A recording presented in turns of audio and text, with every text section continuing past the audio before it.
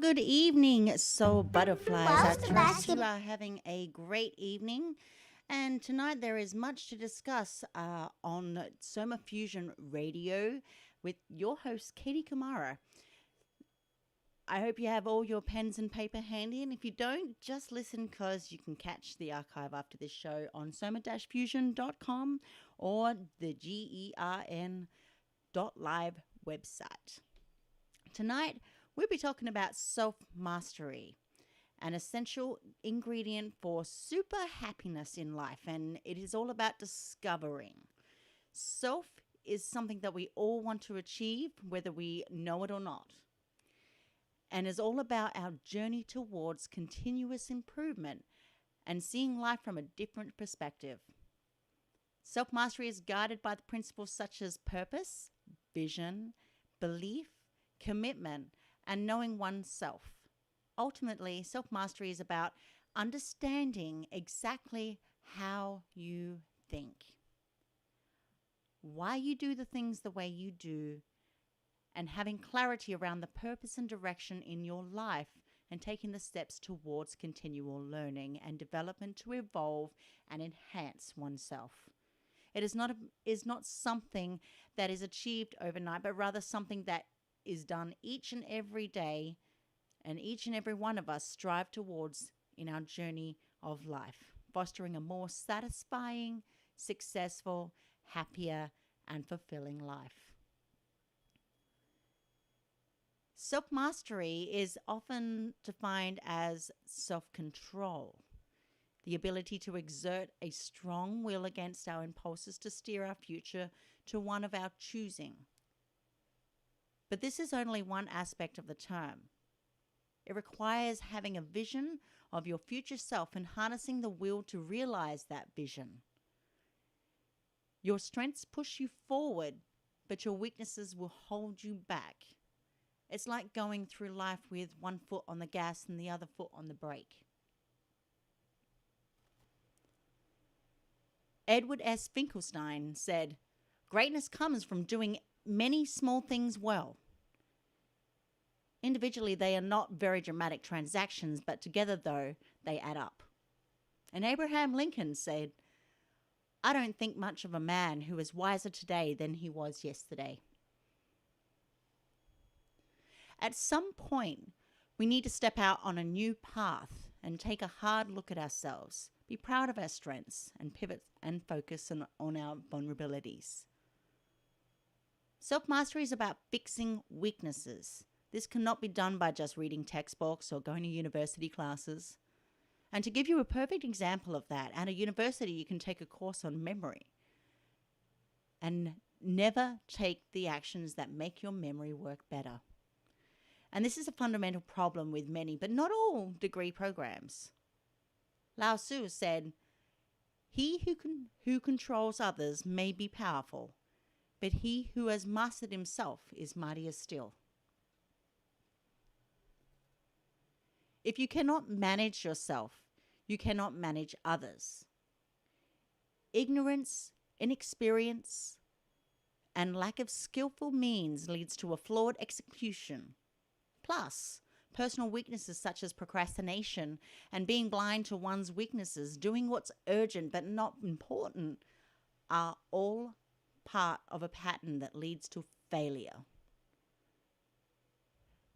We learn to master ourselves by getting away and getting out of our own way. We strip away what we are not to realize who and what we really are, actualizing our potential in the process. So what is self-mastery really? It's a path that an orientation one chooses to hold towards oneself and the world. It is a commitment to never-ending improvement, and it's a process of becoming. It's based on the realizations that there are parts of us that will always try to hold us back. Our biggest naysayers aren't out there. They are within us.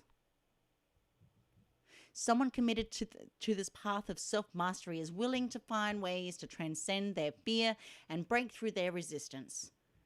Personal mastery implies that one possesses the self-awareness necessary to identify the source of one's resistance and the creativity to find ways beyond it. A common belief about self-mastery is that it's about controlling your basic impulses. This, I believe, leads many people astray. But self-mastery isn't about controlling yourself or dominating those fearful, aggressive, and nasty parts within us. It's about getting to know these parts and then transcending them.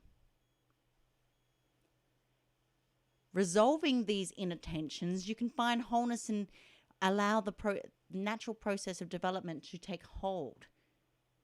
In Tales of Power, Carlos Canastanda's teacher, Don Juan, explains self-mastery through the path of the warrior. He stated, "A warrior must cultivate the feeling that he has everything he needed for the extravagant journey that is his life. What counts for a warrior is being alive. Alive in itself is sufficient, self-explanatory, and complete. Therefore, one must say without being presumptuous that the experience of the experiences is being alive." So where does that leave our destiny? As Maslow told a group of his doctoral students, you must want to be a first-class psychologist, meaning the best, the very best you are capable of becoming. If you deliberately plan to be less than you are capable of being, then I warn you that you'll be deeply unhappy for the rest of your life. You will be evading your own capacities and your own possibilities. Although many of us refuse the call to adventure, developing our inner capacities is our destiny. Fighting this destiny brings depression and anxiety. Embracing the destiny leads to freedom and fulfillment. And we all have this intricacy, motivation towards growth. This drive towards growth is easily observable. In an infant's will to master walking, basic motor skills, and language. But what do we observe in adults? Well, we know in some adults we find curious individuals who remain committed to developing their brains and their bodies, forging new skills for both work and play. We find self-actualizing people in virtually every field of interest, including business professionals, artists, musicians, philosophers, painters, doctors, psychologists, athletes, and martial artists, and this radio show host. Many adults aren't committed to continuous growth and development, but many of us are. We simply become consumed by life's countless demands. Sometimes we give ourselves excuses and forgo the developmental path. We say things like, "I don't have time. I'm too tired. I'm just not sure what I want." But is there something else driving us away from growth, blocking our personal evolution? This is where the untrained mind misfires. Abraham Lincoln said, "My greatest concern is not whether you have failed, but whether you are content with your failure." The untrained mind is like a powerful 8-cylinder engine. 6 cylinders are unused, and the 2, they are frequently misfired. If that weren't bad enough, the driver typically has one foot on the gas and the other foot on the brake. So it's hard to get anywhere, and it's so bad that if you pointed it out, somebody's acting defensively, they would get defensive too. And then they wouldn't know what you're talking about. All of these problems have a root cause. Problems somewhere in the ego or the unconscious. Or in layman's terms, one is being one can short of a six-pack. But does that mean the ego is immature and immaturely developed? The US Army advertising slogan says, "Be all that you can be." The problem is, you can have a PhD and still have an immature ego. And you would find yourself having a lack of impulse control, procrastination on important things, not doing what you should do, uncontrolled negative emotions, flaring defense mechanisms, and delusions, and so many delusions. And of course, arrested development. No, I'm not talking about the TV show. Johannsen said, and I'm going to tell you a story.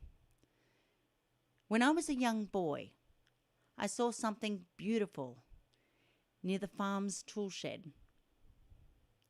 Asking my mum what it was, she said, "That's a spider web." How beautiful it was, glistening in the sun. Then I saw something, a fly. Stuck, struggling, trapped. It could not escape. That fly reminded me of me. And years later, I understood my ego was that fly, trapped in a web of false and limiting beliefs. So what do we do? Well, there are many techniques that one can use. For example, it doesn't hurt to develop greater resilience and mental toughness. You see it over and over. And when the going gets tough, most people quit or take control of your stress. Why not decrease your suffering? Stress kills. Stress causes misery. But what are the keys to mental toughness? Resilience is the word. Resilience is exemplified by the old saying, if at first you don't succeed, try and then try again. It's a key trait of both successful entrepreneurs and transformational leaders. Underlying all success is the resilience and mental toughness to overcome defeats, losses, problems, obstacles, mistakes, the critics, the naysayers, the pessimists, the complainers, and those who say it cannot be done.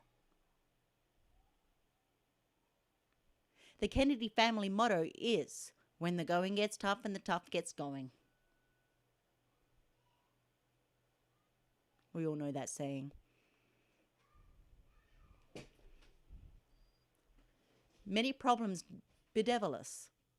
We face rejection, job loss, loss of friends and loved ones.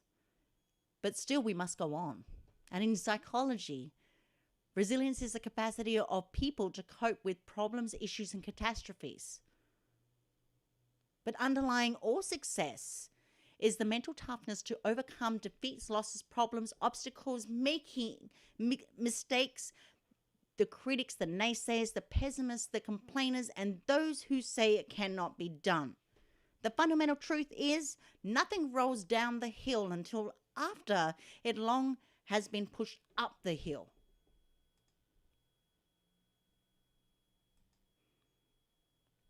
But why is this important?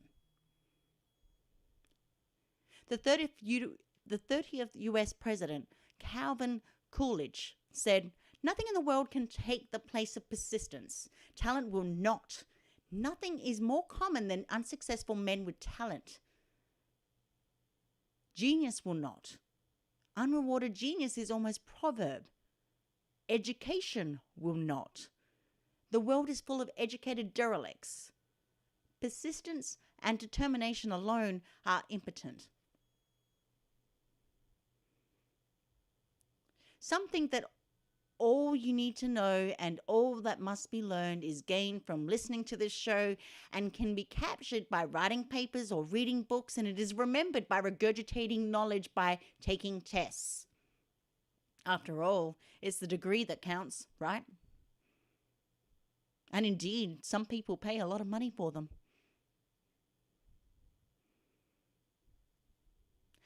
Reading books help immensely, but they help to reduce one's ignorance.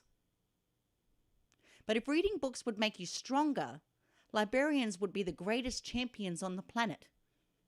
And I don't imagine most of you have heard this saying. Don't mess with that librarian or she'll kick your ass halfway to the moon.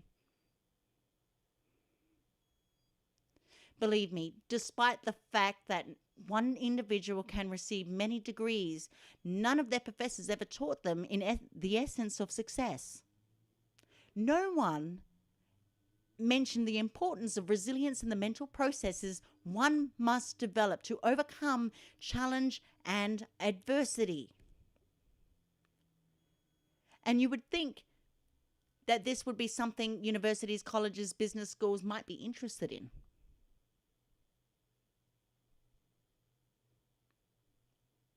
It is thought by some that today's young are spoiled and less resilient than their parents and their grandparents before them.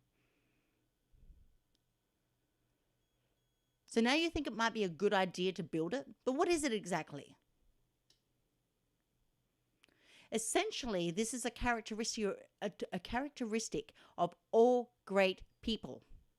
And you might say that it is an important element in not becoming a victim and not sliding into the depths of learnt helplessness.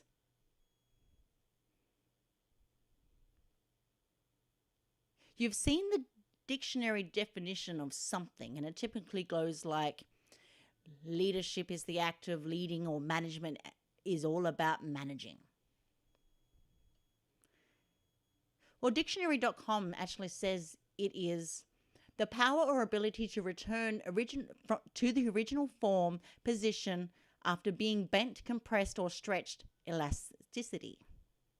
The ability to recover readily from illness, depression, adversity, or the like, buoyancy.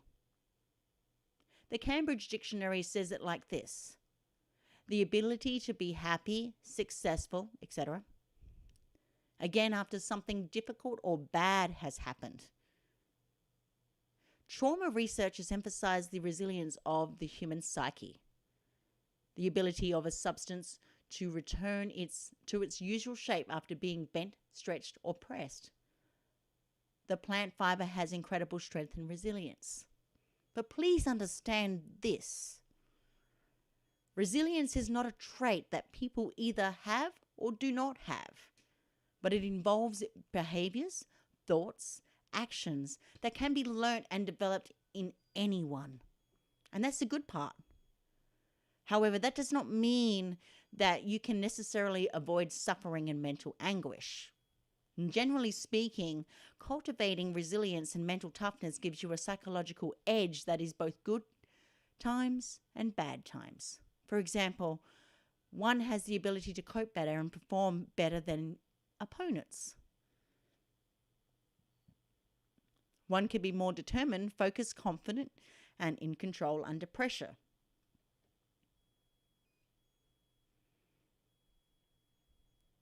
Someone once told me that I was too dumb to quit, and this would be ultimately the secret of my success. This doesn't mean being rigid and doing the same thing one way, despite the fact that it's no longer working. That is sometimes known as managerial insanity, something you frequently see in government and the corporate sector.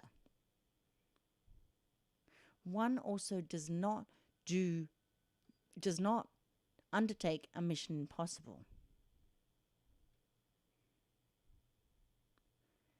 Great men and great women understand the nature of resilience.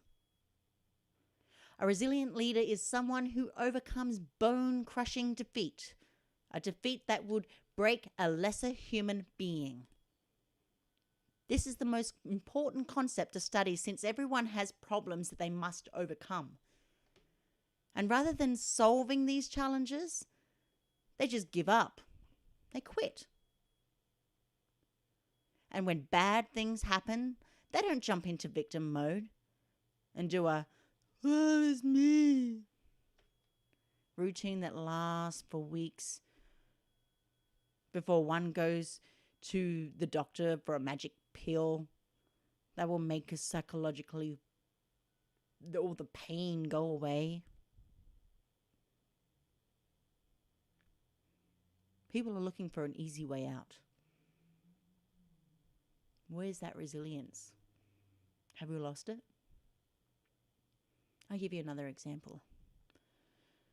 This is done by an engraving by B. Picard in 1731, where Hercules performing one of his labors as he forces Bull to the ground. You must have a reasonable ability to control events. After all, it was given to Hercules 12 labors of immense difficulty beyond the ability of mere mortals. But he was capable of success. But hold on. Actually, you must have a reasonable ability to control events. After all, it was given to Hercules 12 labors of immense difficulty beyond the ability of mere mortals. But he was still capable of success. Sounds better than 12 failures of Hercules. M. Johannsen, in his book Advice to Future Entrepreneurs, stated, "I would rather have tried and failed doing something than succeeded at doing nothing." Resilience has been a great interest to sports psychologists and coaches as a key mental factor that discriminates between the joy of victory and the agony of defeat. It is also useful to pierce the veil and see what is important in this context. What occurs can be described as a number of different abilities. And these include the ability to stay focused and push beyond physical and emotional pain while maintaining technique and effort, unshakable belief in self, achieving goals and succeeding. There it is again, resilience. The ability to bounce back from any setbacks. Thriving under pressure.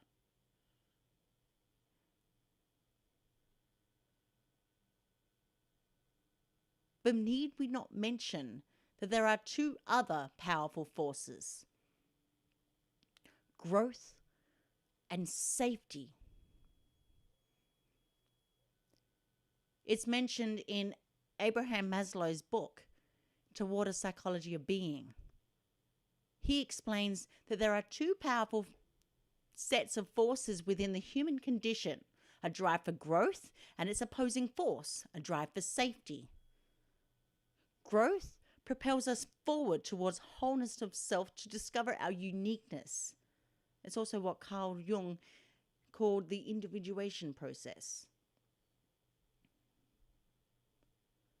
An opposing force leads us to defend our current self, clinging to safety out of fear of the unknown.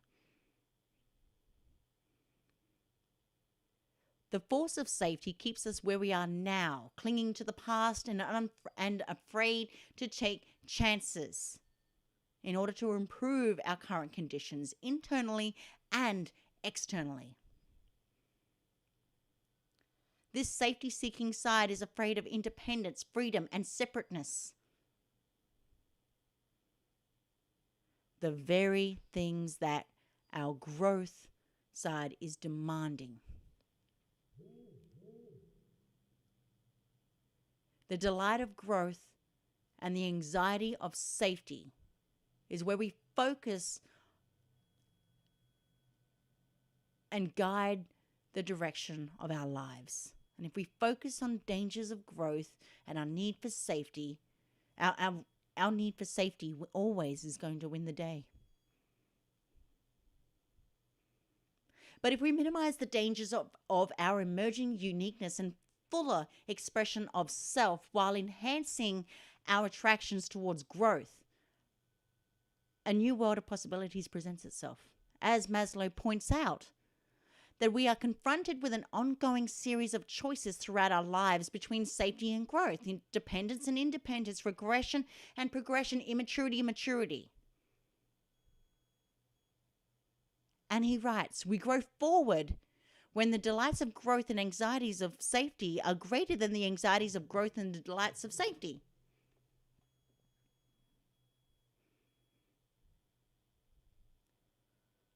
But is there really any danger of being or developing or growth? Actualization?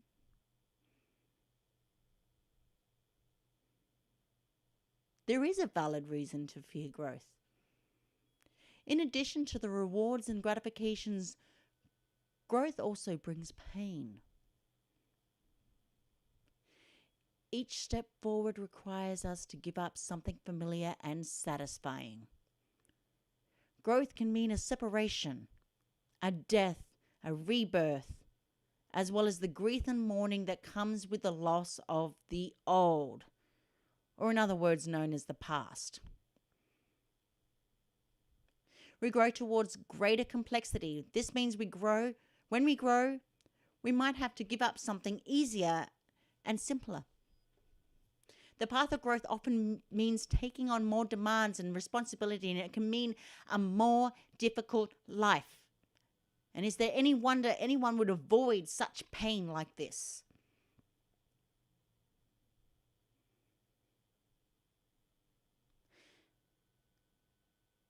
But when does safety trump growth? Does this mean we must throw aside our concern for safety in the service of our development? Absolutely not.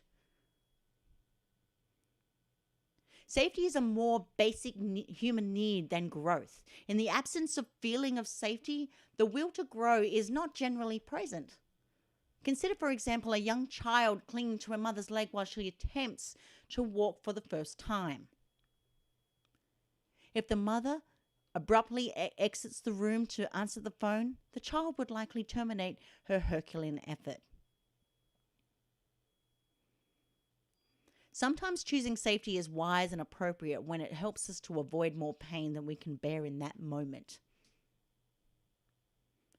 But ultimately, we know that if it consistently choose safety over growth in the long run, we find ourselves in the state of disappointment.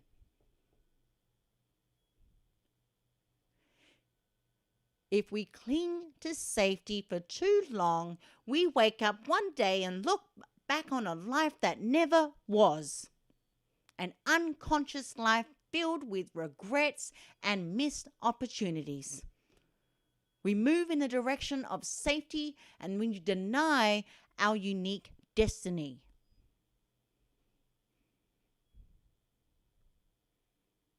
But how do we know when we're on the road to growth? There are numerous subjective indicators, and you're more likely to experience feelings of happiness and euphoria and the zest for living, serenity, joy, and calmness. You feel confident in your ability to handle the inevitable problems along the way and the stresses and anxieties that accompany them. When the force of safety dominates us, we show signs of self-betrayal and regression, and we become fixed and rigid out of fear. Here, we are consumed by a different set of emotions. Anxiety, boredom, despair, inability to enjoy, aimlessness, emptiness, a lack of identity.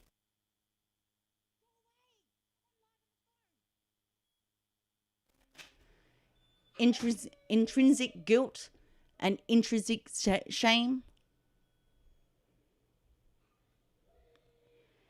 Fear and the need for safety won't go away, and nor should they. The drive for safety helps support our survival. But courage and the need for growth are also part of what it means to be human. In courageously walking the path of self-mastery, we can realize our true potential and live a uniquely meaningful life. And with that said, you are listening to the Global Enlightenment Radio Network. This is Soma Fusion Radio with your host, Katie Kamara, and we are about to take a break. I'll see you after the break. Why was the basketball court all wet? Because the players kept dribbling on it. The dad joke. Corny, grown-worthy, but also one of the simplest ways to share a moment with your kids. What did the buffalo say when he dropped his son off at school? Bye, son. So take a moment to make your kid laugh, because dad jokes rule. Make your kid laugh today. Go to fatherhood.gov. Brought to you by the U.S. Department of Health and Human Services and the Ad Council. I dare you. I dare you to change the world. Yeah, you. Getting that college education. I dare you to be somebody important. Like be a teacher. Or a reality TV star. I dare you to stand up here. To call the shots. To be a role model. An inspiration. An innovator. To be a teacher. Be my teacher. Think you can change my life? Make me excited about science like you. Have a career that really means something? Then do it. I dare you. I dare you. I dare you. I'm waiting. Alexa, call Ashley. Yeah, it's about time you called that girl. No, he just talked to that girl 2 hours ago. You gotta let love marinate. Put love in that bag. Marinate. Love gonna be in that bag like, I can't wait to talk to him tomorrow. What? And then after it marinates, you're gonna pull it out. JB, who's Alexa? Say it, JB. You Alexa, that's right, I'm Alexa. Thanks, guys, but I'll take it from here. 180 over 111, and I had a stroke. 145 over 92, and then I had a heart attack. 150 over 90, and I had a stroke. This is what high blood pressure sounds like. You might not feel its symptoms, but the results from a heart attack or stroke are far from silent. Get back on your treatment plan or talk with your doctor to create a plan that works for you. Go to loweryourhbp.org. Everything's changed. Brought to you by the American Heart Association, American Medical Association, and the Ad Council.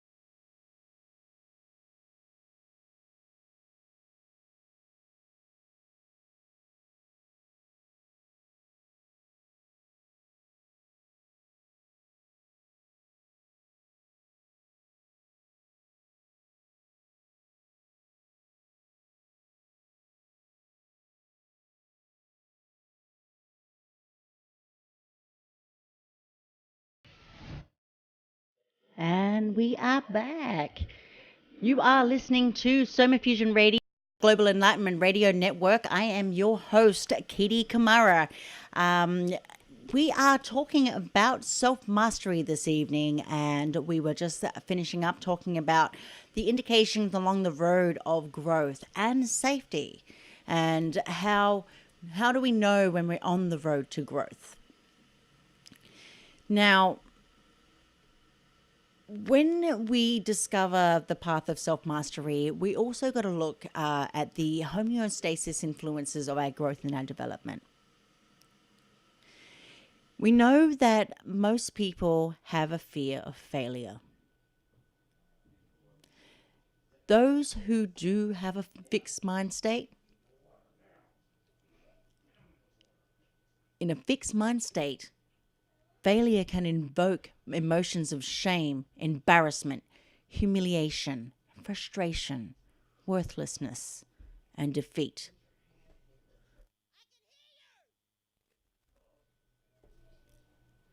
It damages an already fragile self-esteem. But did you know that many of us fear success too? The reasons for this isn't as obvious. Success can bring a sense of achievement, internal and external rewards, and a greater confidence. It can also bring us a better quality of life and new opportunities. So why do we fear success? And why do we often subconsciously self-sabotage our development? In Mastery, Aikido master George Leonard offers a powerful reason. Homeostasis. So what is homeostasis? Let's get into it. We fear success for the same fundamental reason we fear failure. Movement in either direction, up or down, means moving out of the known and into the unknown. Our internal systems are designed to maintain homeostasis. We are biologically wired to stay in balance, to stay within what is known and comfortable. Safety. Our bodies, brains, and behavior have built-in mechanisms to stay within a narrow range and return to equilibrium when they move outside these narrow limits. Homeostasis refers to the body's automatic efforts to maintain a constant normal state. In our bloodstream alone, homeostasis regulates the content of water, salt, sugar, fat, protein, calcium, and oxygen. And what would happen if your blood sugar dropped below 10% or by 10%? We're all in big trouble. All self-regulating systems have ways of maintaining homeostasis, and it keeps us being in familiar and safe territory. Keeping human beings in a state of homeostasis takes billions of interconnecting electrochemical signals coursing through our brains, nerve fibers, and bloodstream. But is it an illusion? No. Let me give you an illustration. I should say. I can't speak English. To better understand homeostasis, consider your home's heating system. You set the temperature at, for example, 65 degrees.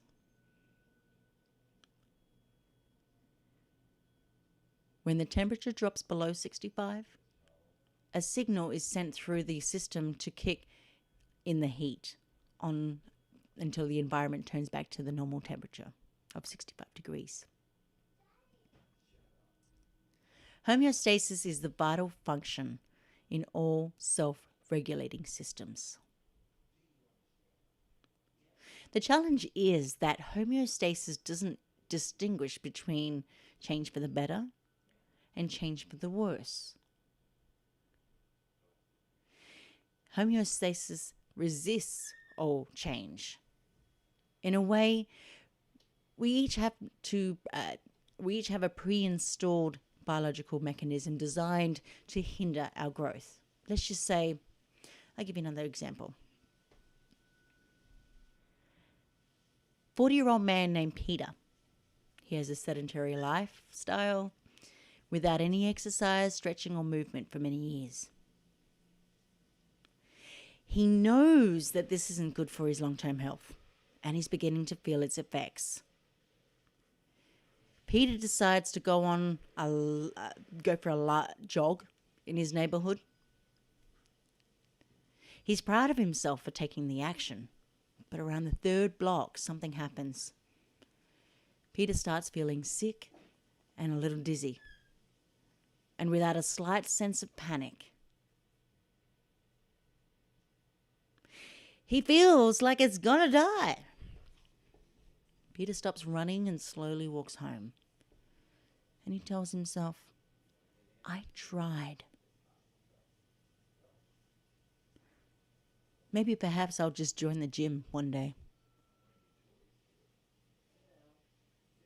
Sound familiar?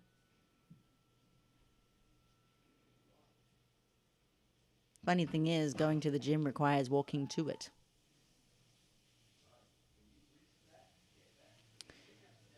The sensations Peter experienced were homeostatic alarm signals detecting measurable changes in perspiration, heart rate, and metabolism.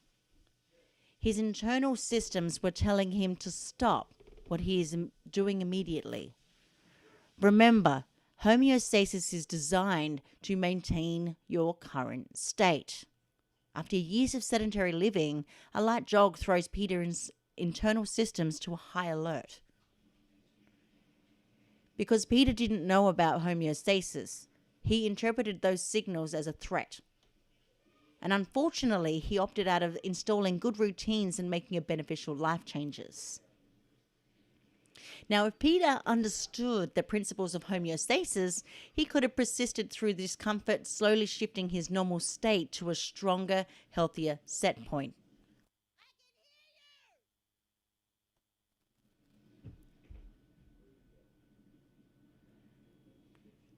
But what is homeostasis in social environments? Homeostasis isn't just biological.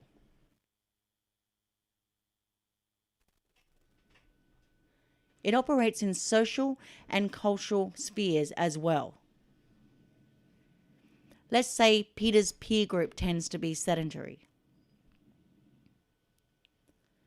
They all avoid physical exercise at all costs. And when he decides to engage in physical activity, his friends will likely exert a social pressure to stop his efforts. Not only does Peter have to contend with his biological resistance, he must also overcome the gravity of his social group. Whenever you adopt a new empowering behavior, you can experience this downward pressure. Although you might experience your family or your friends to support your new changes, group homeostasis often exerts pressure to maintain old patterns. This process operates unconsciously, and that is that they may not even be aware of their unsupported behavior. Despite the best intentions of your loved ones, those closest to you may try to keep you where you are. When you grow, you're different. The homeostasis of your environment, including your friends, family, and co-workers, is affected. Growth can cause pressure and discomfort for others, since they have an unconscious desire for growth too. People in your environment may look at you differently. They admire your changes. Your efforts may inspire them. We've all heard of this story. But a part of them also may envy you, and they secretly despise you. Your friends and family prefer the old you.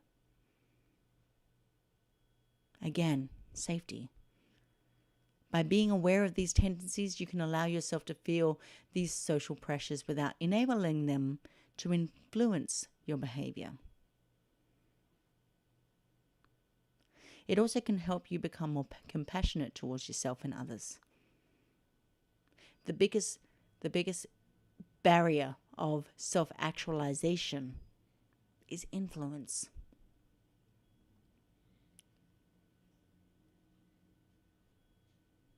But why do we fear psychologically growth? The path of self-mastery, of evolution, creation, and growth can be a lonely one. I can tell you that. Discovering a great talent within yourself demands the nurturance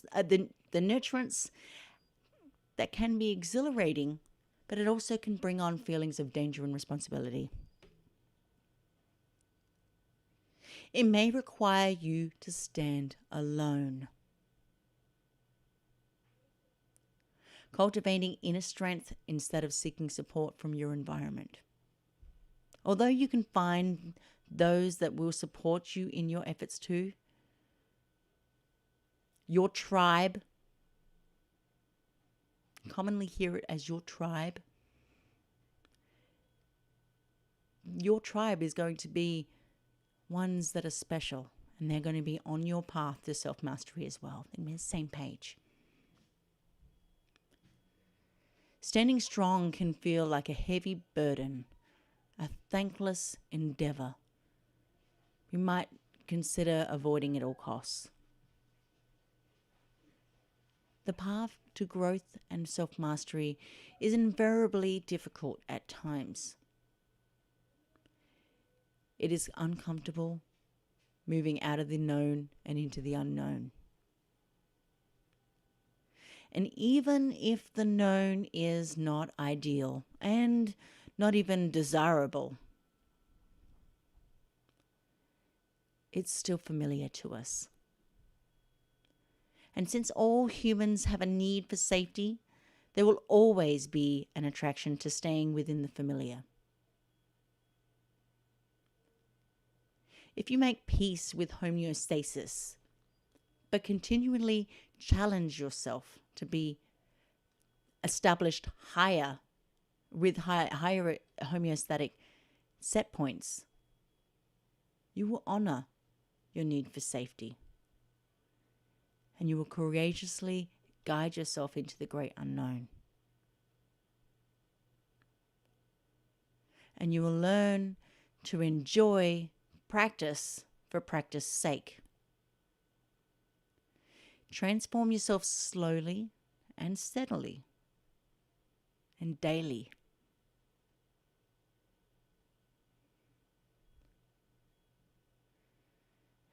Abraham Maslow highlights the 13 characteristics of self-actualization. He observed in individuals with positive and mental health. They are the markers of those walking the path of self-mastery. Familiarize yourself with these characteristics so that you can assess on where you're on the right track today. And no matter what you're going to learn, you will go through 4 stages of development. And when you don't know what these stages are, at least 2 of them hijack your development. If you know what to expect, however, you will reach the final stage of personal mastery. So what are those 10 mastery secrets for achieving peak performance? Once you understand the psychological drivers that block our growth, we can then turn our attention to ways of overcoming them.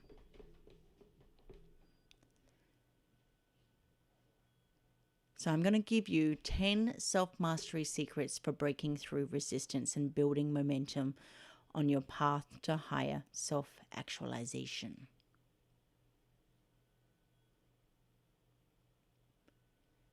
Number 1,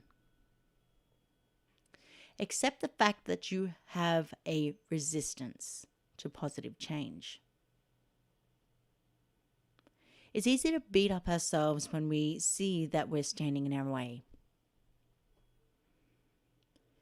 Feelings of shame and guilt, however, only delay our progress. Because when we feel bad, we tend to reinforce bad habits. In contrast, however, self-acceptance and self-compassion allows us to take note of our resistance without judging or criticizing ourselves. You're going to need to find ways to negotiate with your resistance to change if you want to stay on the path of self-mastery. Kelly McGonigal has written a book called The Willpower Instinct. I suggest for people to read it, and it provides an excellent course guide for navigating through resistance. Number 2, create a compelling vision. A clear vision will serve you in whatever areas you're seeking growth and improvement. Without vision, your efforts will be aimless and tend to meander. Compelling is the operative word. Create a compelling vision. Make that vision something that you want to move forward and move toward. Something that inspires you. And not something that you just think you should move toward. Stop listening to everybody else. There's outside self-actualization. Drop the influence.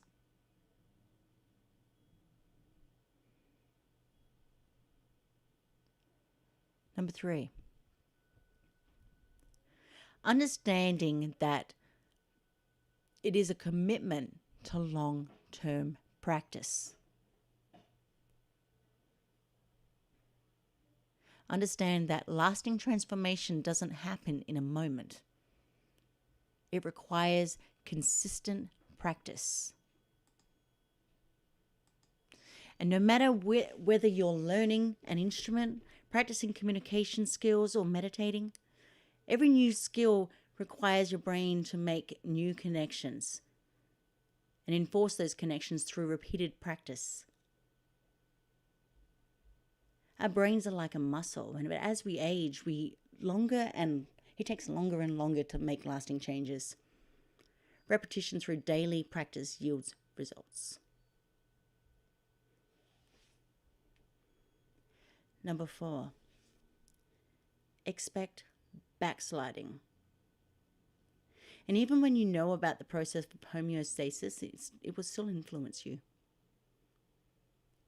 Backsliding is on the inevitable path to growth and self-mastery. And if you know this, you'll be less discouraged. And when you observe it in yourself. Here again, self-kindness, self-acceptance, and self-compassion will serve your efforts. Getting down on yourself will halt your progress.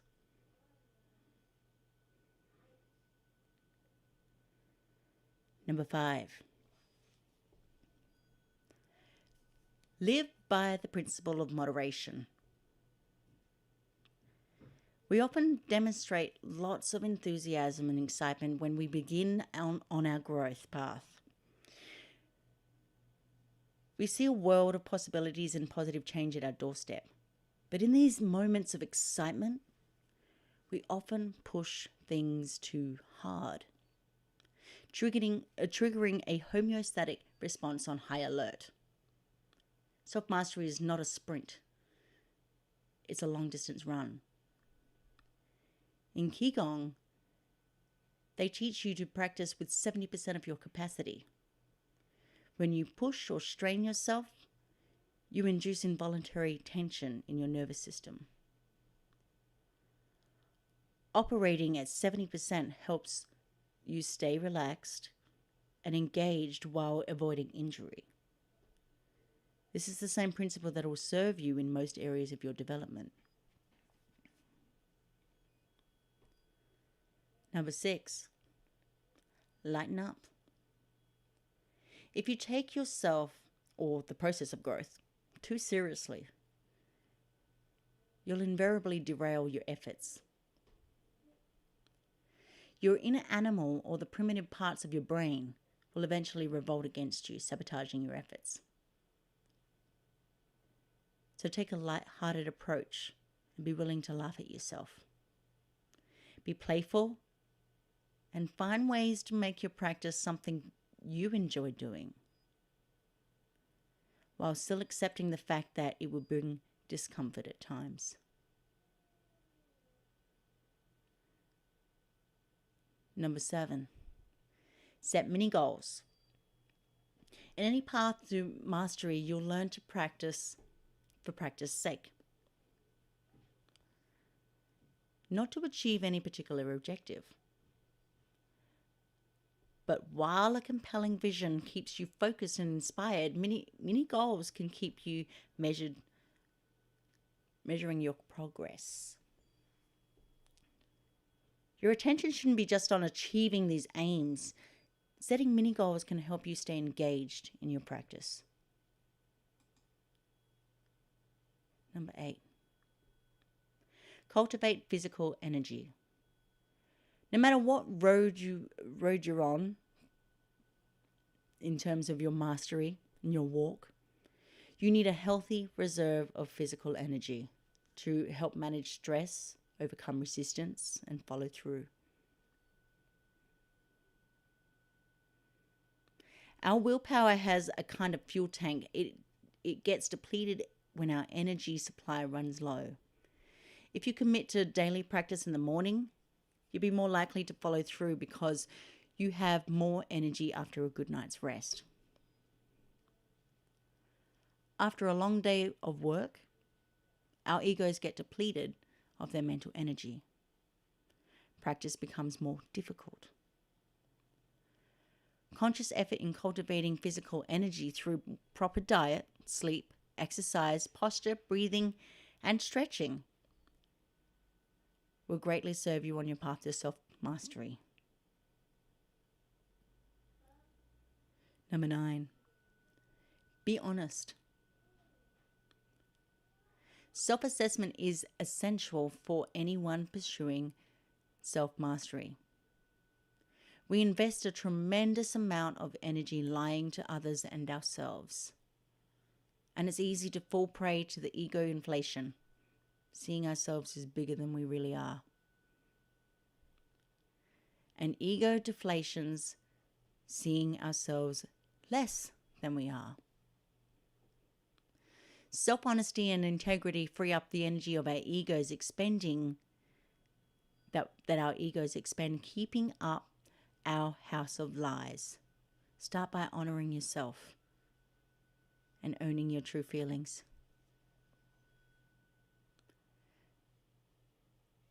Try keeping a private journal where you can express your hopes, dreams, fears, and other emotions that may not feel comfortable in sharing at this point in time.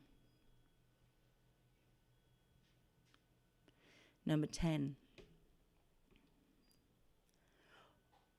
establishing empowering rituals. Empowering, I should say. All great athletes have rituals for getting into peak state to perform at their best. Establishing rituals that you perform at the beginning of your practice sessions can be helpful. Developing a daily practice is perhaps one of the most powerful rituals in itself.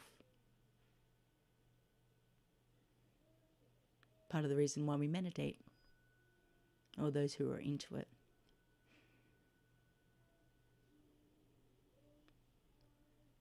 But why do we have a resistance to self-mastery? The path towards self-mastery would be straight and narrow if it wasn't for resistance. And then resistance takes many various forms. And when you understand the source of your resistance, you can navigate around and through it. Seeking passion and excitement is one of them.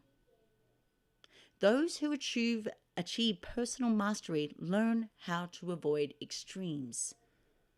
They don't seek passion and excitement regarding their development, living in moderation and making steady progress each day.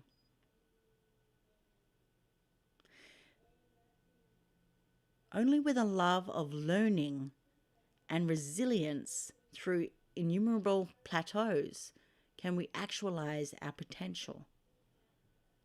We must truly believe with deep conviction that we can achieve greatness. We must know in our heart that we have potential to actualize and the will and grace to make it so. And to have this resolve, we must first change your fixed mindset. As Nike said, just do it.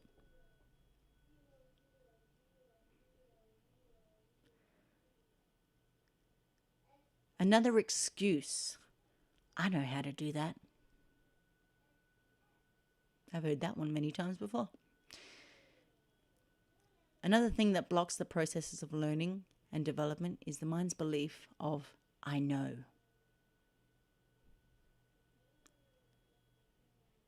This single belief stops learning and destroys creativity and inhibits personal mastery.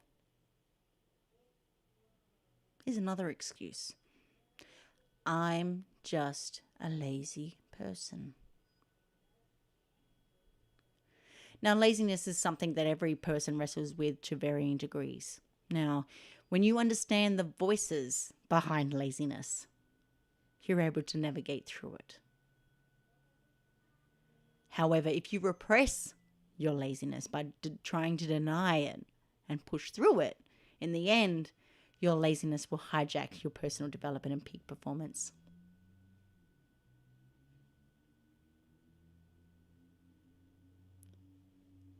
The power of sleep in peak performance in virtually every field.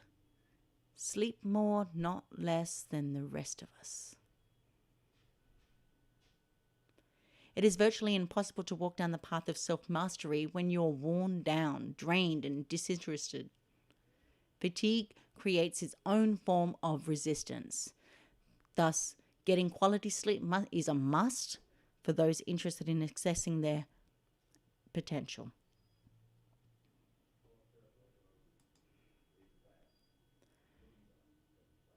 But what are our obstacles?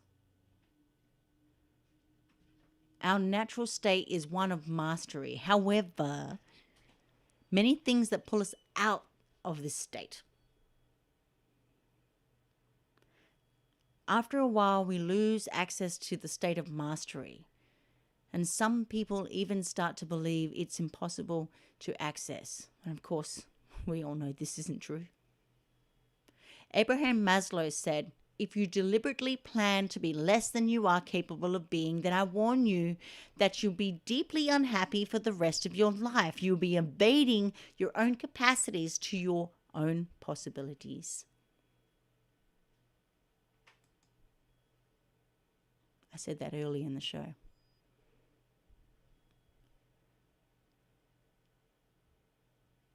So what do we do? What do we do to promote our continued growth and development? One reason many of us fail to actualize more of our potential is that we lack a personal development plan. And this plan can be simple. It can fit on a page. But it must be created with an understanding of the human potential so that you're aware of what's available to you. There's no such thing as doing it alone either.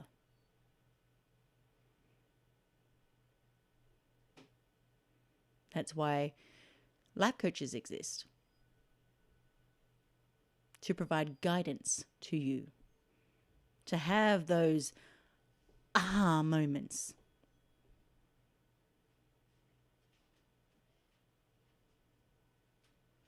We aren't there to give you your answer. We are there to guide you so that you can achieve the answer that you want, so that you can reach your potential, whatever your potential or your highest achievement may be.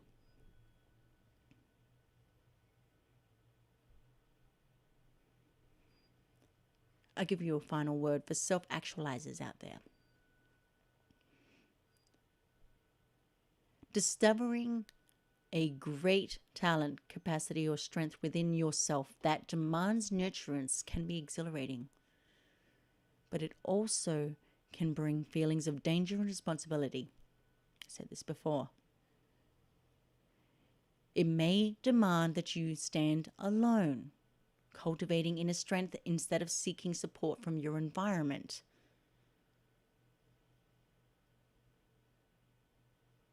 Find your tribe. Those are the ones that are going to be on your path to self-mastery. They're going to be on the same page. There's plenty of them out there. And if you can't find your tribe, find a coach that specializes in whatever you need guidance in. There's plenty of different specialties out there. The path of growth and self-mastery is invariably difficult at times, and it's uncomfortable moving out of from the known and into the unknown. And even if the known is not ideal or even desirable, it's familiar to us. And since all humans have the need for safety, there will always be an attraction to staying within the familiar. At the end of the day, if you make peace with your homeostasis and continually change or challenge yourself to establish higher homeostatic set points and honor your need for safety, courageously guide yourself into the great unknown. Enjoy your practice for practice sake. Transform yourself slowly, steadily, and daily. And this is only the beginning to self-mastery. But it's also a taste of what I offer in Soma Fusion Academy. We're going to have a break. We'll be back in a few. You are listening to Soma Fusion Radio with Katie Kamara on the Global Enlightenment Radio Network. In Austin, it's 60 degrees with a... Alexa? Amazon's Alexa lost her voice this morning, causing a Alexa lost her voice? How is that even possible? We have the replacements ready. Just say the word. You're sure this is going to work? Yeah. Alexa, show me a recipe for a grilled cheese sandwich. Pathetic! You're 32 years of age and you don't know how to make a grilled cheese sandwich. Its name is the recipe, you... Alexa, how far is Mars? How far is Mars? Well, how am I supposed to know? I've never been there. This guy want to go to Mars. For what? There's not even oxygen there. Alexa, set the mood. Now setting the mood. You're in the bush and you're just so dirty and you're so sweaty because it's hot in that bush. Alexa, reboot. Alexa, play some country music. Oh, I don't dance now. I make money moves. No, Alexa, country music. I be in and out them banks so much I know they tired of me. Alexa, call Brandon. I'm afraid Brandon is a little tied up. But do let me know if there's anything I can help you with. Jessica? Good boy. Thanks, guys, but I'll take it from here.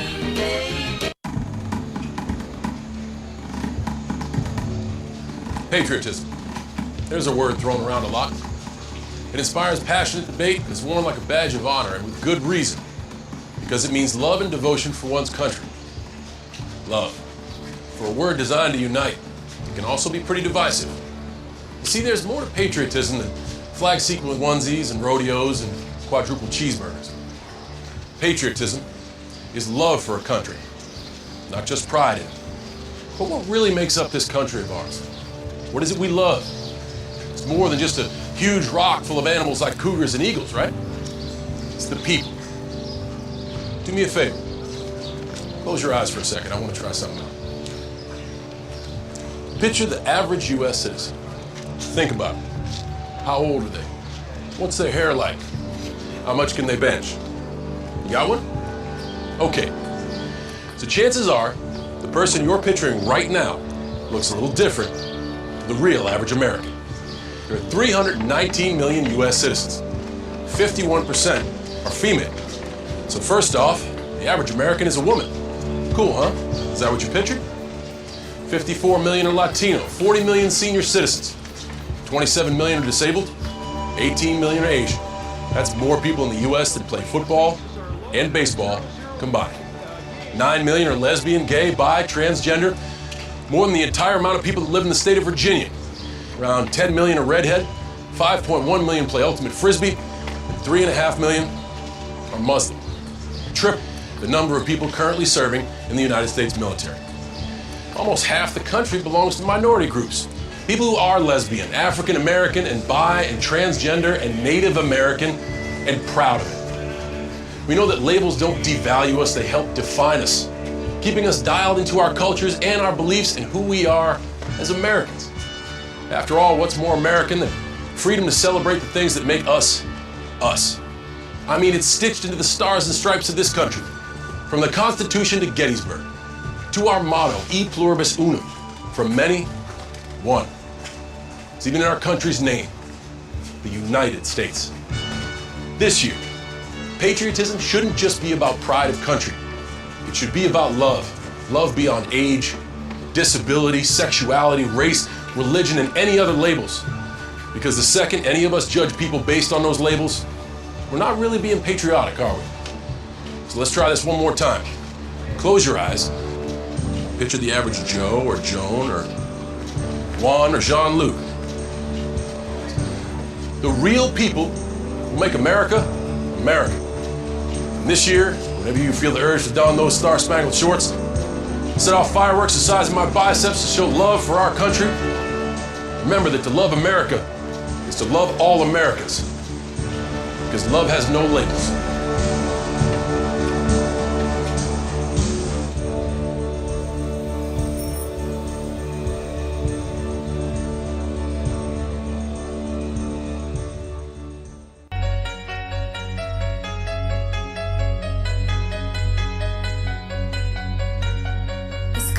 It always is. That's just the way it goes. Feels like I waited so long for this. I wonder if it shows. Head underwater, now I can't breathe. It never felt so good. 'Cause I can feel it coming over me. I wouldn't stop it if I could. Will I take over?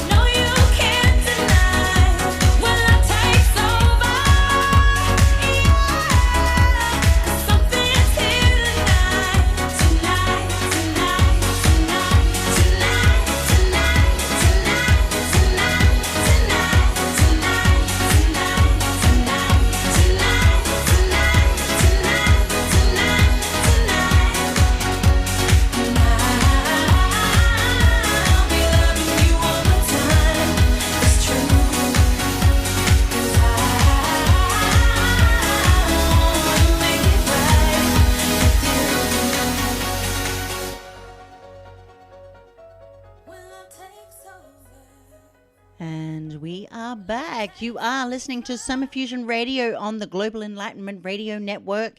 And I am your host, Katie Kamara. You can find us on GERN.live website. You will also find me on Soma-Fusion.com. I'm also all over social media. If you have trouble, you can Google my name. It will come up in various different places and whatnot. I am an author, so I do have a lot of books out there, so it makes it a lot easier for my name to come up. But anywho, I am on social media. You can use my name to search me. You can look up Soma Fusion, Mind, Body, and Soul. That is my business. I am a life coach practitioner. I'm a multidisciplinary in psychology and alternative therapies. And I am just like you on the path to self-development. I actually love the study of the human mind. That is my core strength. And I also have a love of learning. So for me, personal development will never stop. Unfortunately, that's just the way it is. And I couldn't care less what anybody else thinks, because I'm walking my own path, and whether it's up or down a hill, I couldn't care less.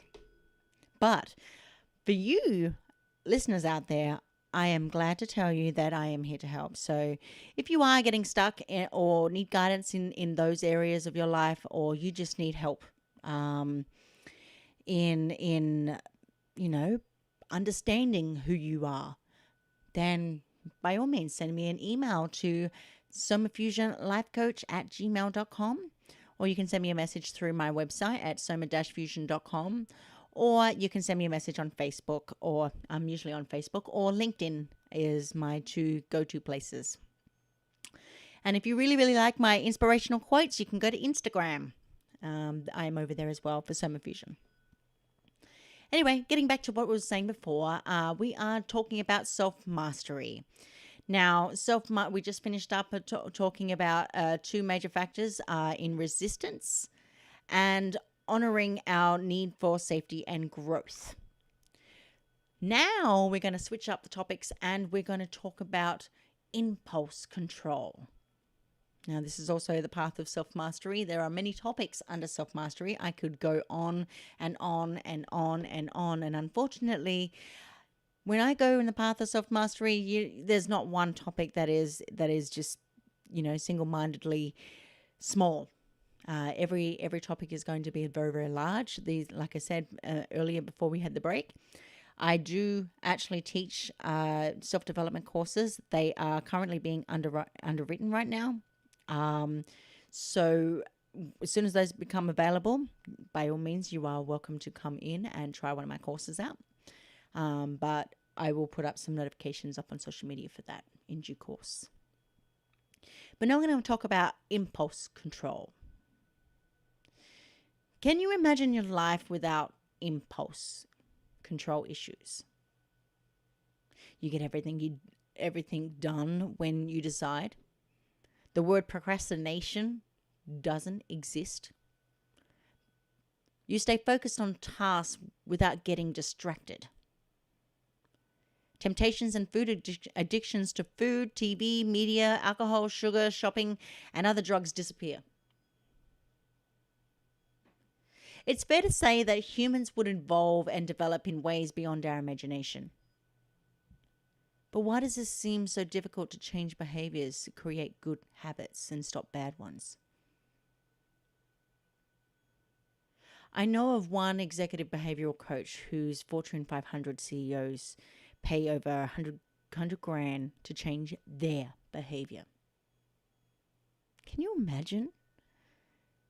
They only focus on one behavior, and their work together takes over a year. Crazy, right? So what's going on here? Now, I will tell you that for someone who, like me, who is a life coach practitioner in many different disciplines of psychology, I can tell you the path when I take on a client, that client will not, this is actually proven, a client will not show or feel any results for a minimum of 6 to 9 months. It's not my job to change you. Not at all. My job is to guide you, be your mentor, be your friend. In fact, a lot of clients who actually take on, who I take on, become the best of friends with me. You know why? Because my work requires honesty and integrity and compassion to hear out everything that another person says. Because a lot of people who need that help and guidance require to be honest about themselves and about what's going on. You're going to laugh, you're going to cry, you're going to do a whole heap of stuff and behaviors that you're not used to. Unfortunately, that's the path of self-development. Self-mastery.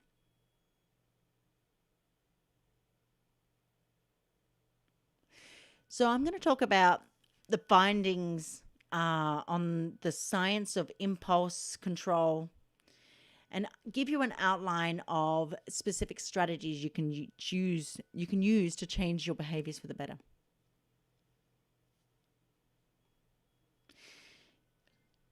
Let me give you an experiment. Have you heard of the marshmallow experiment?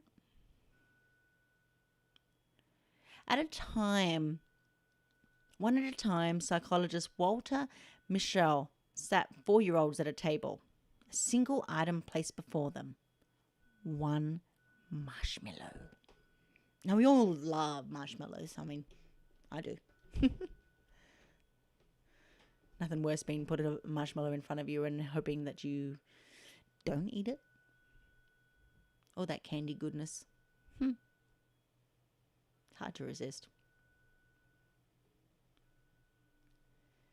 Michelle or a member of his staff would tell the child that if they wait to eat the marshmallow until they return, they can have 2 marshmallows instead of 1.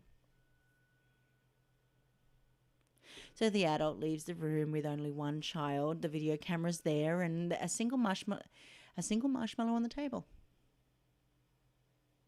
Some kids eat the tasty treat right away.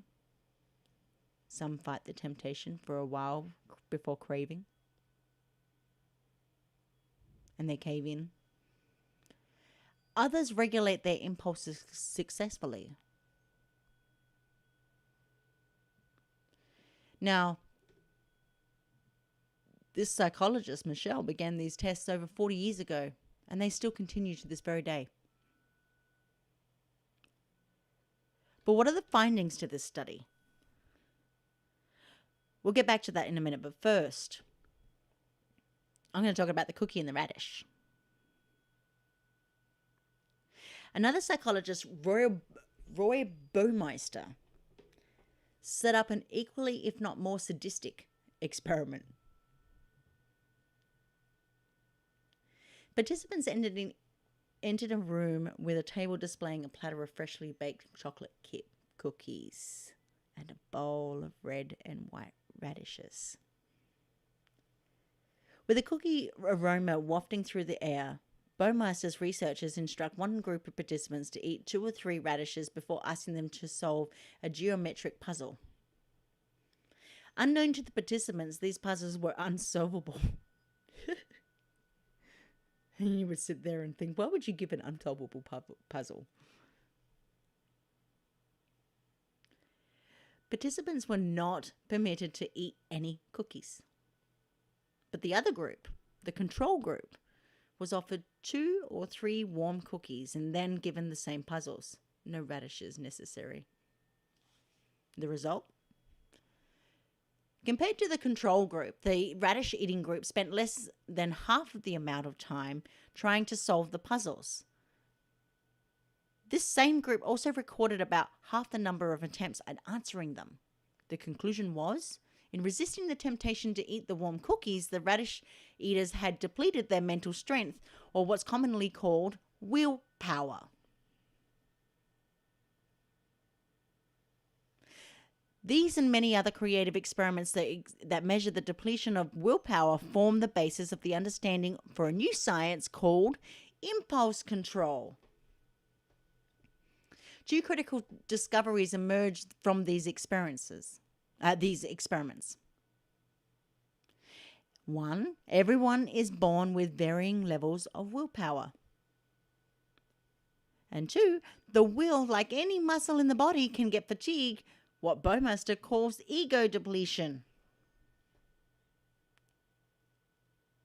And these researchers thus have also illuminated the importance of self-discipline.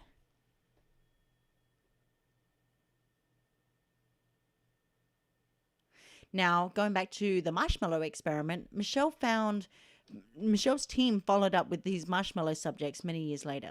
Michelle found that the kids who were able to exert greater willpower by resisting the temptation to eat the first marshmallow were better adjusted in high school and scored higher on their SATs. Psychologists Angela Duckworth and Martin Seligman even found that self-discipline outdoes IQ in academic performance. As adults, these participants had higher self-esteem and better relationships, fewer psychological abnormalities, and earned more money. These results show how vital impulse control is for human development.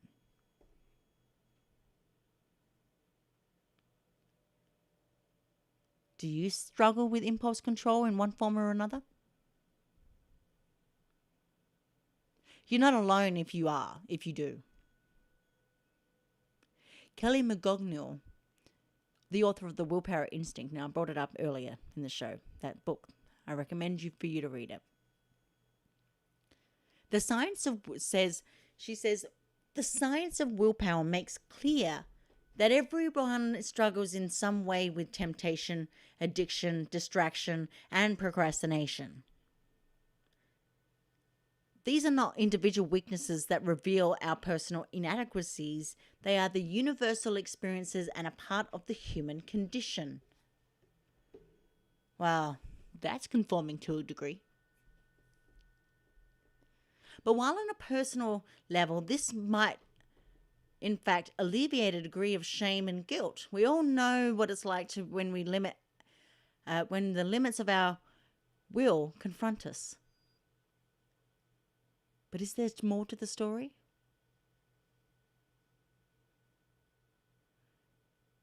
Others confirm that we have all experienced willpower, and willpower has its limits.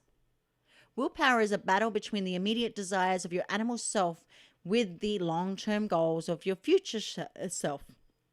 Taoist literature distinguishes the lower soul from the higher soul. The lower soul is our animal nature, conditioned in many ways perverted by our environment.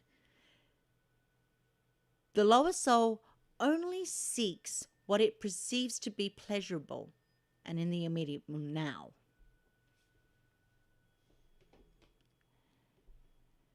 The higher soul, however, in contrast, gently guides us on a path of patience and forbearance, so we may return to our original nature. And our original nature isn't subject to the conditioning of our environment. But because our animal self or lower soul has been conditioned from early life to run the show, give me what I want when I want it, make me comfortable,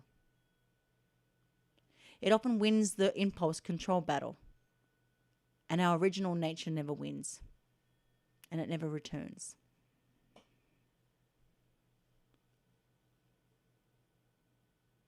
Have you ever thought, if I only had more motivation, then I would be able to change whatever your undesirable behavior is? But let's say that you have a behavior that you want to change. Let's say you want to manage your time better, eat better, stop using social media, communicate more directly, avoid being lazy, be more fit, procrastinate less, love wholeheartedly. That's a big one. Be honest.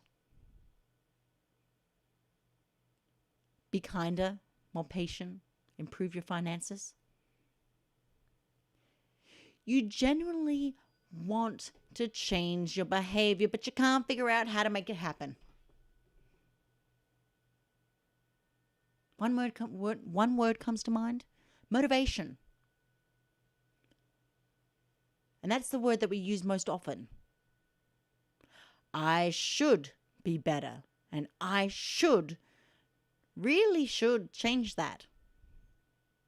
While these thoughts are terrific at producing guilt, they're useless when it becomes to breaking bad habits and changing your behavior. And as we've seen above, the science of willpower shows us that we have limited reservoirs of mental strength. And so if you're already using your available mental energy each day, where is the source of this motivation supposed to come from? This ego depletion combined with our repetitive conditioning of certain bad behaviors partly explains why change can be elusive. But how do you break that bad habit? Here's one of the most practical strategies behavioral science has to offer. Instead of using willpower to restrict yourself, use your available self-discipline to identify your impulse control triggers in advance. Basically, what I'm saying is set up your environment to support your future self. We call this situational self-control, and it works far better than willpower, times 3. But how do you use situational self-control to break habits? You want to stop binge snacking in the evening? Don't keep junk food in your house. You want to watch less television? Put the remote control away.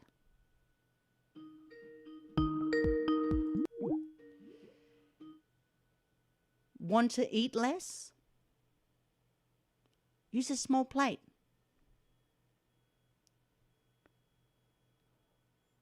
Notice how all of these actions make it slightly a little bit more difficult to succumb your impulses.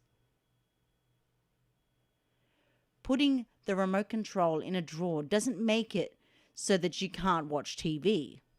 But what it does, it makes you pause long enough to have more choices.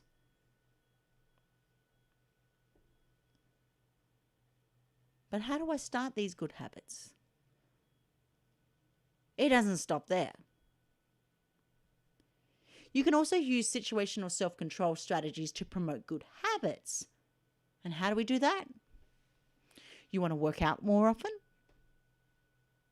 Put a set of dumbbells next to your desk or your bed or wherever your couch.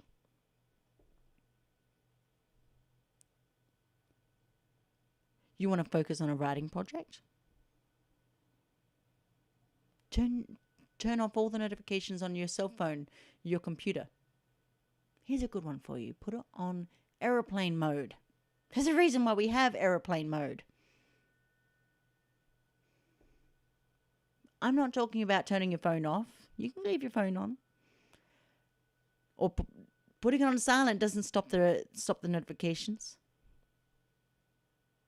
Airplane mode does. I don't know if anyone's actually ever used it. But it's there for a reason. You want to run in the morning? Why don't you put your clothes and your running shoes by your bed in the evening? Your environment shapes your thoughts, behaviors, patterns, and habits, and your actions. Change your setting and you will gradually break bad habits and install new ones and begin to transform your lifestyle. Remember, your environment trumps willpower. But just because willpower has its limitations doesn't mean that we should neglect it entirely. Research shows that willpower is like a muscle that can be developed by anyone over time. How? Interestingly, Mindfulness meditation is one of the primary ways to build willpower because it helps develop parts of the brain associated with will and counteracts the depletion of self-control. This form of guided meditation can provide you with more time between your impulses, so your stimuli, and your need to respond to them, your action. All of these guides provide detailed practices that can help you restore your mental energy and therefore build your willpower and increase your impulse control. But how do you move beyond willpower and impulse control? If all of the methods current research suggests are helpful, ultimately this struggling between our animal impulses and our future self remains. And this battle taxes our mental strength every day, hindering our potential in ways difficult to imagine. Is there anything else that we can do about our limitations with impulse control or when bad habits persist? Instead of outsmarting our impulses, what if there is a way to reduce the intensity of these bad desires? If successful, it would significantly improve all of the useful methods offered by psychology of willpower.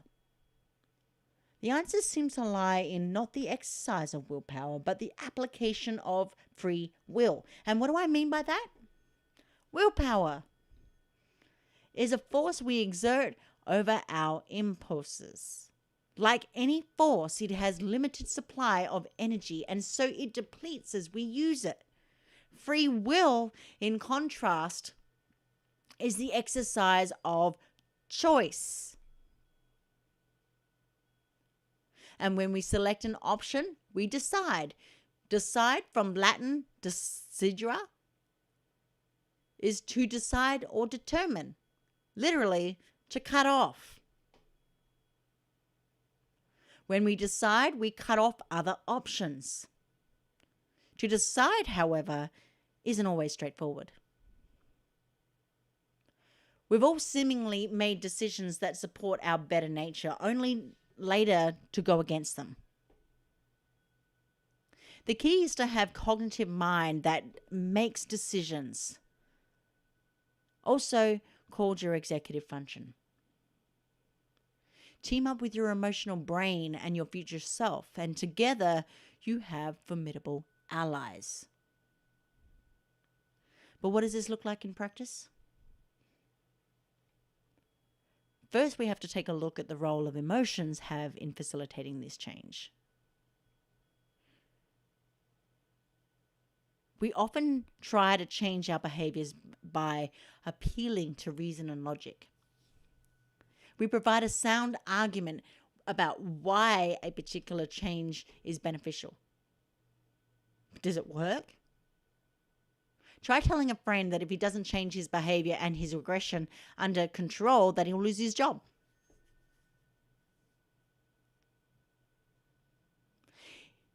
Even if he wants to stop his poor behavior, this argument isn't likely to lead to positive change. And why not?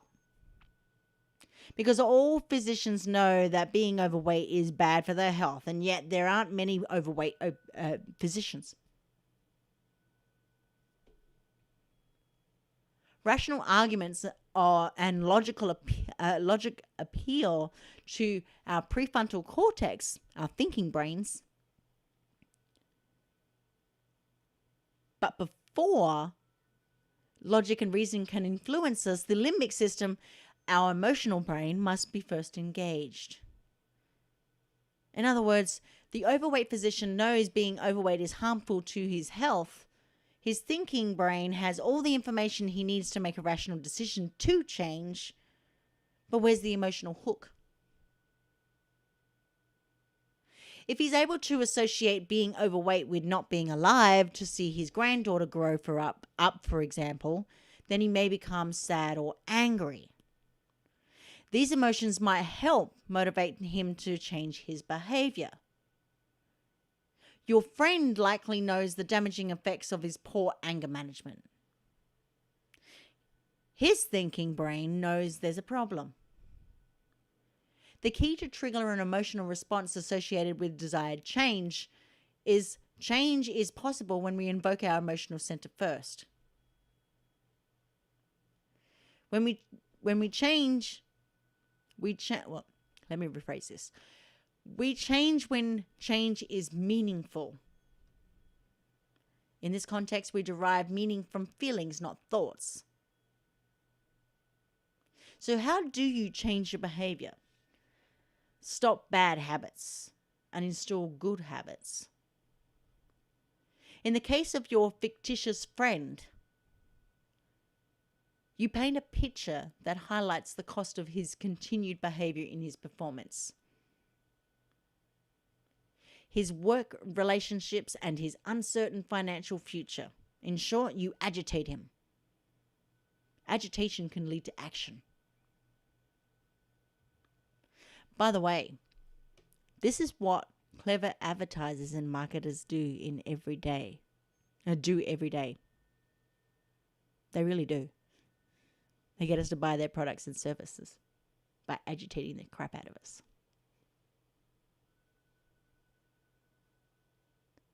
It's already a known fact that if you hear something, I think it's a minimum of, is it 7 or is it 26 times? I can't remember. If you repeat something, one of those two numbers, you're more likely to go buy it.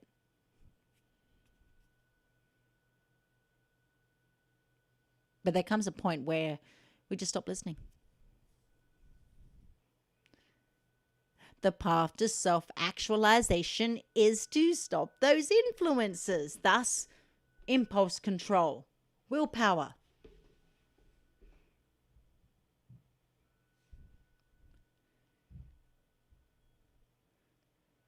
You can also inspire him to a new view of his potential. You could ask, how would it feel to have a better control over emotional reactions? When he triumphs over his behavioral problem, what will it give him? What satisfaction will it bring? How much more energy and enjoyment will he discover in his work and personal life? Having awoken his emotions, now you can give his thinking brain specific instructions. Perhaps he can take up steps to improve his emotional intelligence through specific mind training exercises. And finally, how can he alter his environment to help make the change stick? For example, he can commit to a 2-minute breathing exercise each morning and before going into every meeting. To recap, if you want to inspire behavioral change, step 1. I'm going to give it to you. Tap into your emotions. Find a way to feel the cost of staying the same and the benefits of changing. Step 2, outline specific actions that you can take on the path to positive change. Step 3, set up the conditions in the environment necessary to support the change. And remember, feelings come first, reasons come second.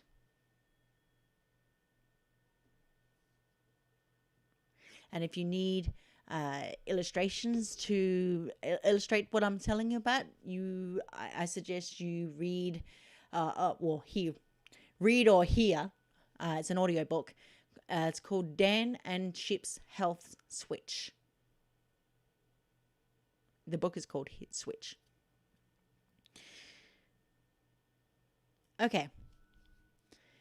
So we've highlighted 2 powerful strategies for changing behavior and regulating impulse control and breaking bad habits. 1, to change your environment to support positive change. And 2, tap into your emotions to create meaning for the desired change. But if you genuinely want to set yourself up for successful, lasting change and leverage-free will, there are still a few more ingredients.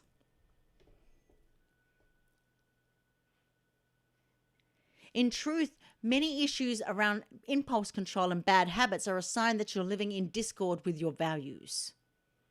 These bad habits are merely symptoms. So instead of focusing on the symptoms, set your sights on where you want to go. When it comes to your behavior, there are at least 2 key areas: a personal vision for your future self that guides you forward, and a clear set of personal core values that highlight your ideal behaviors.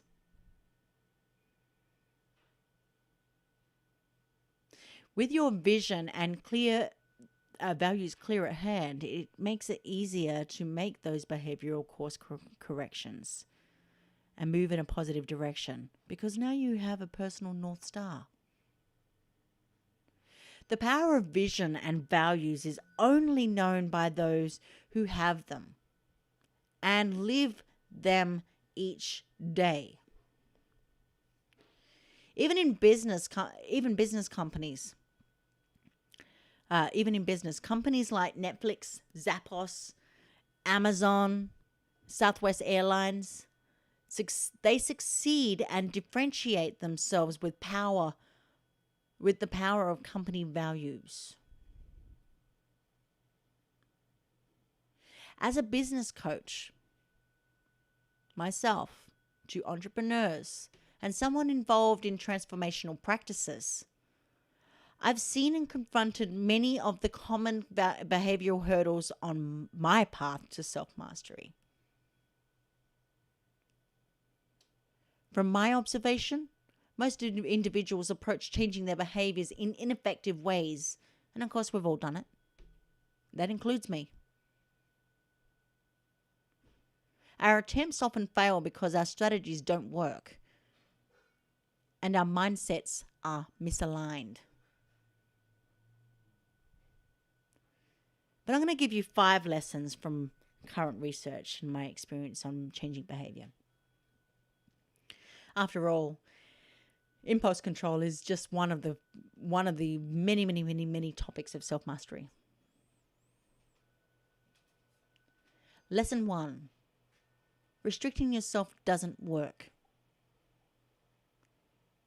Restricting yourself always backfires in the end. For example, if you're trying to think positive thoughts and avoid negativity, studies show that suppressing negative thoughts increases the chances that you become depressed. So, let's, for example, going on a diet to lose weight. Not only does dieting not work, but studies show that restricting yourself increases your cravings. This dynamic is a known insight for depth psychology too. What you repress grows stronger. Number 2. Guilt reinforces bad habits. Is anyone out there struggling with impulse control and is likely intimate with guilt? This emotion is used as a tool by most recognized religions as well as parents to manipulate children to behave well. Guilt is also ingrained that many of us, so oftentimes we don't even know that we're expressing guilt or feeling it.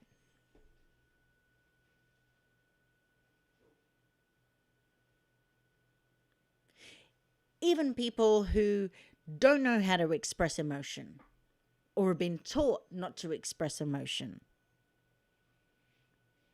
who say they can't do it. It's a facade. We all have emotions.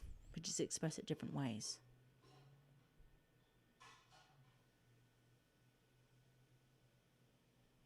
The problem is that guilt doesn't inspire change. It makes you feel bad. And when you feel bad, your brain seeks a dopamine kick to feel better, which triggers your bad habits and impulse control issues. Guilt often leads to self-criticism, which reinforces poor behavior. Self-compassion, in contrast, fuels a healthy development. But if this is so, why don't we take it easier on ourselves?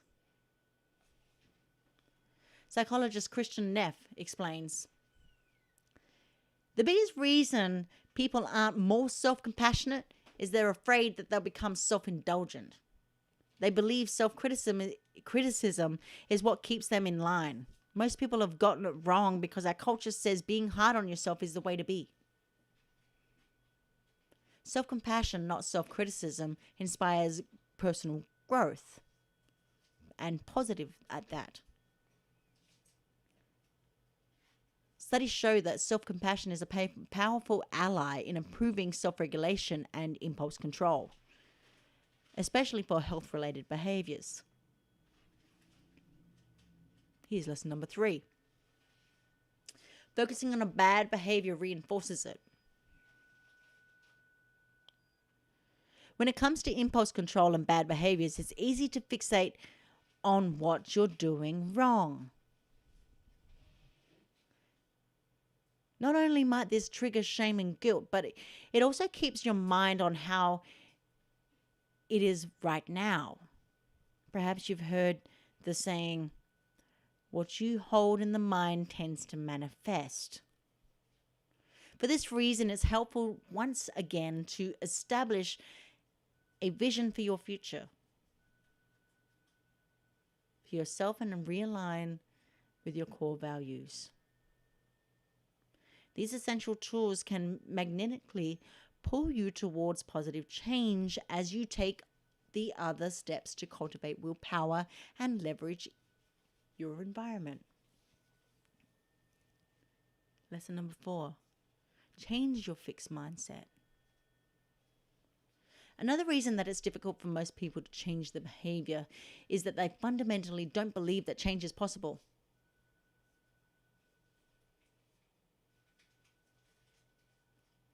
And sometimes they don't even know they have this mindset.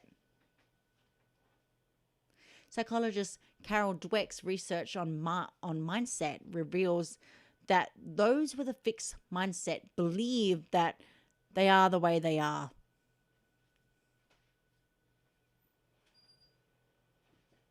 And if it's not that, they've been influenced by somebody. And that's the way they are. The biggest hindrance is self-actualization. I'm going to keep repeating myself. Fixed mindset. And this fixed mindset is deeply rooted and it's nearly impossible to change.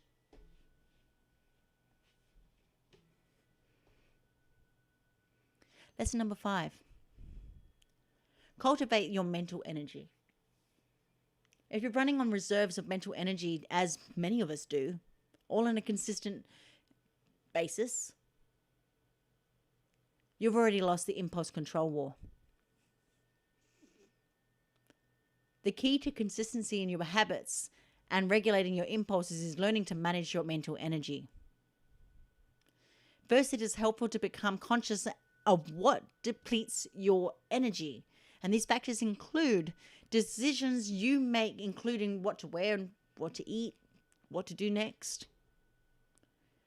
Emotions you repress or express, especially desires and rage. Distractions that take you out of the flow, including every push notification on your cell phone.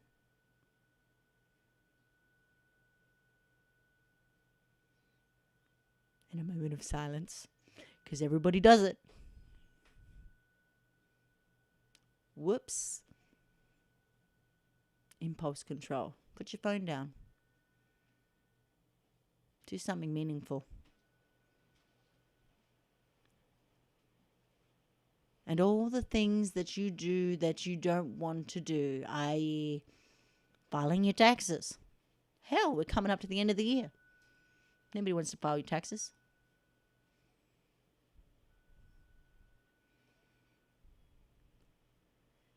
Next, learn to rest and recover. Take more breaks, nap if you can. Find rejuvenating ways for yourself when you feel fatigued or wired.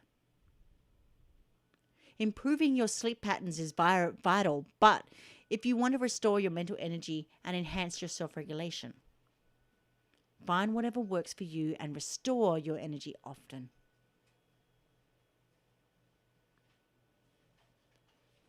So let's recap our lessons on changing behavior. Here are the steps we highlighted above to manage impulse control better, break bad habits, and make positive changes in our behavior. Number 1, decide what positive behavior you want to embody. Number 2, connect with the emotional reasons why you want to change. There's always a reason. And you're fooling yourself if you can't find one. Again, self-mastery is being honest with yourself.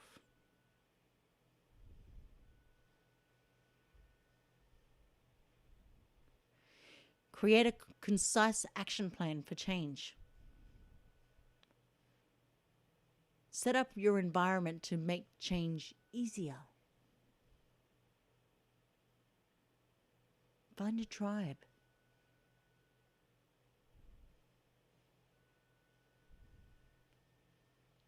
Clarify the vision for your future self. Discover your personal values and related desire behaviors. Practice methods like meditation that restores your mental energy. Establish a growth mindset. And if you can't do that, hire someone like me. I'll be happy to teach you. Use self-compassion and self-acceptance instead of guilt and self-criticism. Okay. I'm going to give you a little exercise for you to do. And you can take this away. Just so that you can put these insights into practice.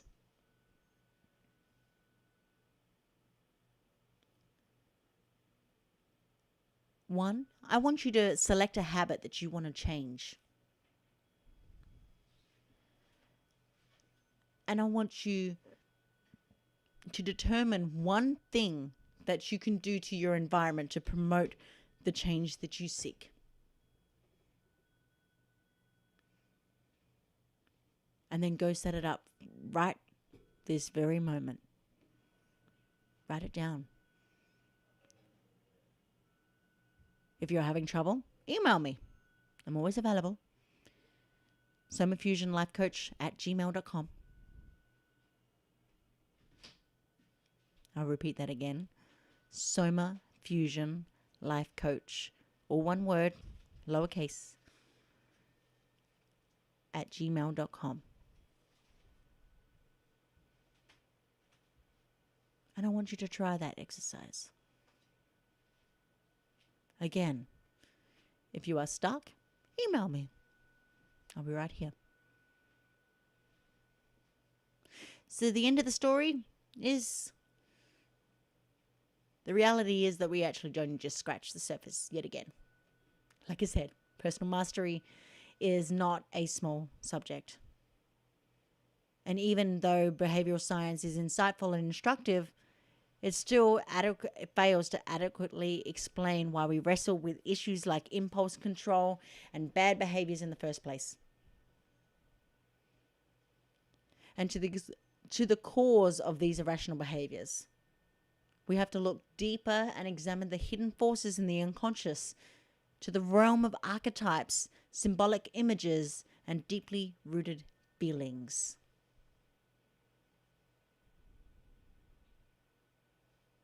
It is the very reason why we stay stuck and stagnant.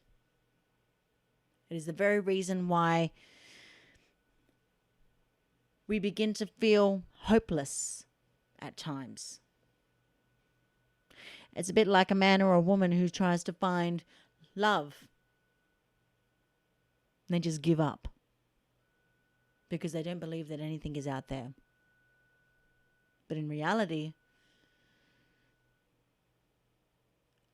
are you sure it's not you?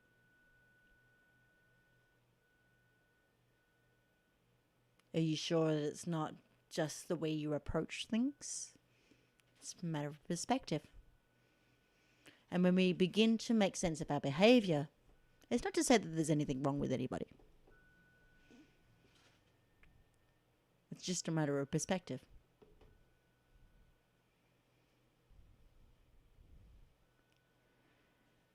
We can only begin to make sense of our behavior and understand why change is often elusive. I'll leave that topic for another day. So again, you are listening to Soma Fusion Radio with Katie Kamara. Now, I just gave you a brief introduction to what's to come in many other radio shows. Sometimes I will have guests. Sometimes I will give you a full show with just myself, talking about many subjects. I just gave you an introduction to self-mastery and discipline to reach your potential, as well as impulse control. Next week, I will be talking on twin flames and the power of manifestation. That'll be next Tuesday, 7 p.m. Eastern Standard Time on the Global Enlightenment Radio Network. The website that we have is gein.live. And my website is soma-fusion.com. And you can email me once again at somafusionlifecoach@gmail.com. This archive will be available on social media as well as YouTube, as well as my website. You can watch the video version of this, not just the audio. And it'll be on repeat on the Global Enlightenment Radio Network at various different times. I bid you all good night, sweet souls. And I hope you all, who are caterpillars and on your path to self-mastery, self-discovery, self-actualization, become beautiful butterflies. With that said, have a lovely evening, and I will see you next week.